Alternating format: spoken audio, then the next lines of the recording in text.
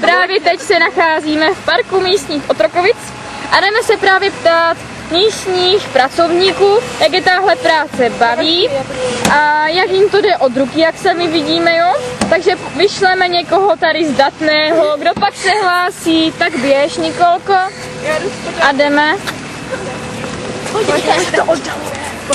Uvnitř branče! To nebude slyšet, musíš tam jít.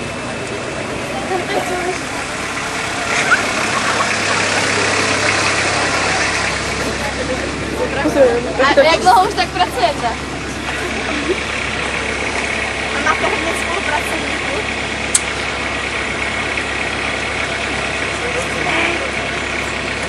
Takže se to oddaluje. A máte pauzu na obědy? A využíváte tu pauzu? A dostáváte stravenky?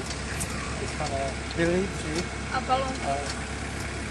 A nějaké pracovní spěchy? Já ne. Ještě já to nebyly jenom ty prášky. Kolikrát to paní pěkně, tam třeba. Tam to úplně Jo, jdeme za... pronikat. Protože prý pěkně vodí. Další ochotní. Ano. Jdeme za dalším mužem zákona, skoro zákona. Jdeme. Takže naše výprava následuje za dalším mužem.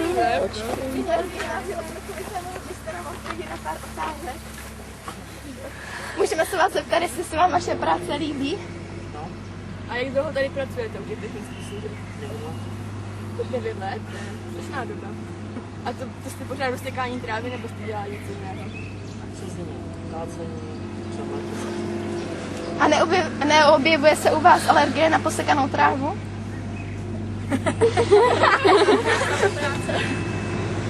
Tak to nevyšlo. A využíváte polední přestávky? Máte nějaké prémie? Teď jsme si poslechli reportáž mužů Otrokovic, který si velice vážíme, i když nám přináší alergie. Teď se půjdeme zeptat dalších spolubydlících města Otrokovic, jak se jim žije v tomhle krásném městě. Takže zatím si dáváme pauzu. Nashledanou. Tady paní nechce s náma mluvit. Tak Se asi stydí před kamerou. Tak ji teda necháme jít, chuderu. Tak, jeden nám teda utekl. Pokračujeme dále. Hloubkové přemýšlení, kam bychom mohli vyrazit. Tam. A uviděli jsme další oběti. Ano, pozor, míříme asi na ně. Vám je let? 5 let, děcka. Když chodíte, ještě nechodíte do školy. Nechodíte do školy, já do školy nechodíte. Nechodíte. Do jaké školky chodíte?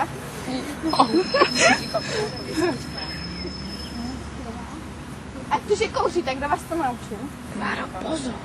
Tak na ní pošlem sociální pracovníci.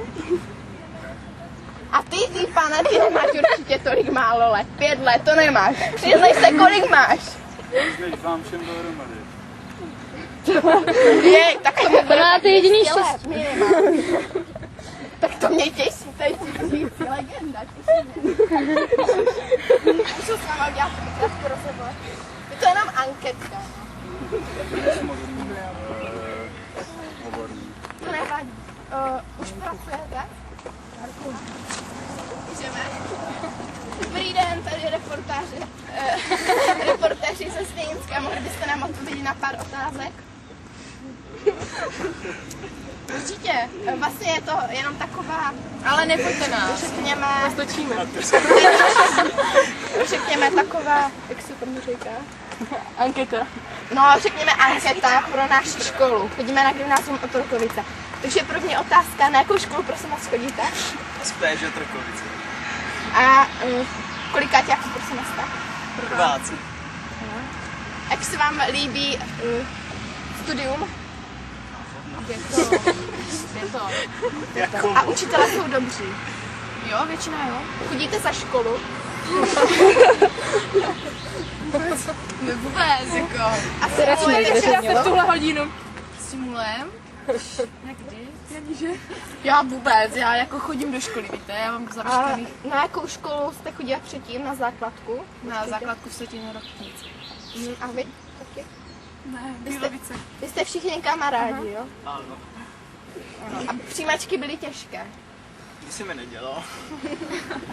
To se ještě reportéři, chcete se na něco zeptat? Já myslím, že jste Ano, já myslím, takže děkujeme reportéři z Línska, vám potřebuje pusu.